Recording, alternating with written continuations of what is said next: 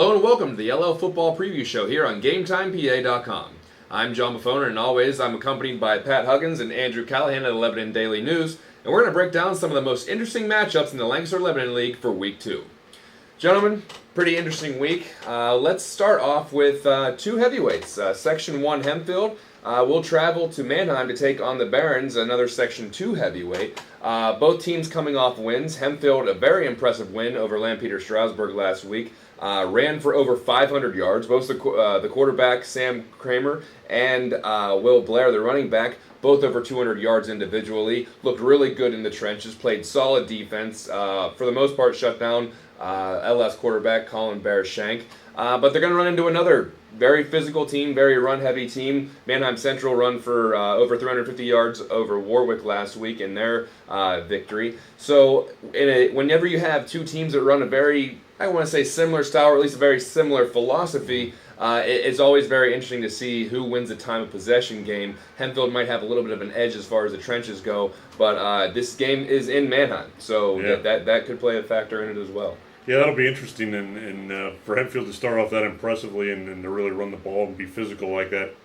Again, you're running up a team in Manheim Central that plays that style, but I would be a little concerned if I was Manheim Central. That's a pretty good start for Hempfield and something for them to be concerned about. And I think LS is a quality team, so that's a good win for Hempfield last week.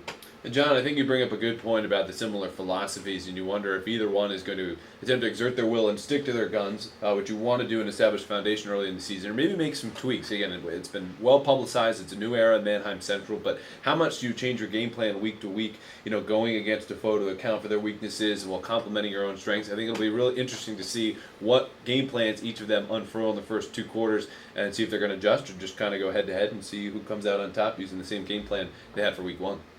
Well, either way, it should be pretty physical in Manheim on Friday. Let's switch gears and go to your side of the county, fellas. Big matchup in Lebanon, Northern Lebanon. I'm sure there's no love lost there. Both teams, I'm sure, are trying to get a win here. Can you guys break that one down for us? Yeah, I think it was very impressed with Northern Lebanon's start last week. They were flying a little bit under the radar and came out and really pounded Pine Grove 52-0. Lebanon had a rough start. 41-7 loss to Cedar Crest, so you would have to lean toward Northern Lebanon's got to be feeling a lot better about themselves than Lebanon is right now. But that's been a good game over the last few years, very close, usually pretty competitive, and Lebanon's got something to prove after the way they started last week, and so I expect it to be maybe a better matchup than it maybe looks like on paper right now, based on what the teams did last week.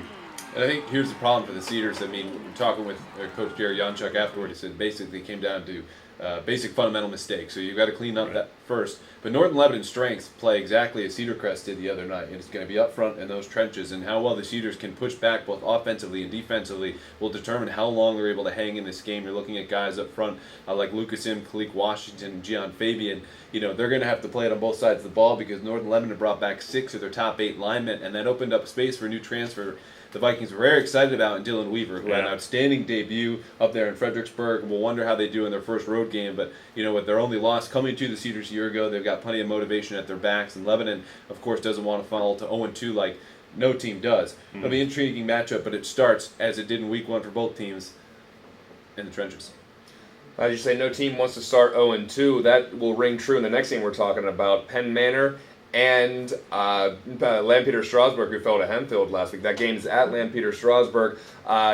You got to think throughout the season, Bear-Shank is going to get better. He was, he dealt with a lot of off-season things with obviously having brain surgery in the spring, having the opportunity to go through all the spring workouts, some of the summer workouts. I'm sure you have to think that he's going to get better as the season progresses. Penn Manor drops a bad game to Cedar Cliff. You got to think that John Brubaker defense is going to get better as the season progresses as well. But in the meantime, you don't want to keep losing games. So this is going to be a very interesting matchup here as far as who's going to get off the schneid. I know you don't want to. 0-2 is not the end of the world, especially when you're not even in section play yet. But as far as the district rankings and the power rankings, you don't want to go 0-2 here. Is there a certain philosophy you got to go? You got to have going into something like this? Yeah, I think you got to have again. It's not the end of the world to go 0-2, but you got to have a little bit of urgency. You don't want to dig yourself a hole right off the bat and be going uphill the rest of the season. So, I think it's a big game for both teams in that regard, and I think maybe even more so for Penn Manor, the way that they were beaten last week. I think they got to show something this week and come out and show that they're better than they were or they're a better team than they were last week. Yeah, Penn Manor really ran into a good club in Cedar Cliff that I think could have a big season this year. But the thing for me is just manage expectations. This game, like any, is not going to be one of the first couple quarters. Both teams want to, as you said, get off to a good start, avoid that 0-2 pitfall. But nothing done in the first half is really going to win you that ball game. So you've got to really take it series by series. And I think LS is going to show much better than they did a week ago. And I think, initially like them to pull this one out, but it should be a good game. And that urgency, like you said, is going to be a real factor. How long you can carry it and live with the ups and downs the first couple quarters will be really key. Lampeter-Strasburg hung with Hempfield until the fourth quarter and ended up losing 41-21.